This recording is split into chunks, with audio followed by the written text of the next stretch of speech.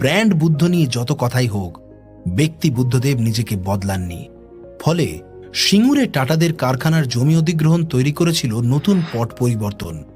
পার্টির ক্যাডার নিয়ে সমান্তরাল সন্ত্রাসের অভিযোগও উঠেছে তার বিরুদ্ধে। রাজ্যের প্রধান বিরোধী নেত্রীর বিরুদ্ধে যখন তার রাজনৈতিক সহকর্মীরা কুৎসিত মন্তব্য করেছেন, তখন তার নিস্তব্ধতা প্রশ্ন তুলেছিল যে এই মানুষটির কাকাই তো সেই কবি সুকান্ত ভট্টাচার্য। 2011 সালে বামফ্রন্ট ক্ষমতা থেকে সরে যেতে বাধ্য হয়েছিল নির্বাচনের পরাজয়ের ফলে। তবে দোষ যে বেশিরভাগ বুদ্ধদেব ভট্টাচার্যেরই ছিল এমনটা নয়। 34 বছরে যে ঘুণ ধরেছিল তার বহিঃপ্রকাশ হয়েছিল মাত্র। তবে দোষ, গুণ, কৃষি শিল্প নিয়ে যত তর্ক বিতর্ক থাক না কেন, বাঙালি একজন ভদ্রলোক মুখ্যমন্ত্রী পেয়েছিল।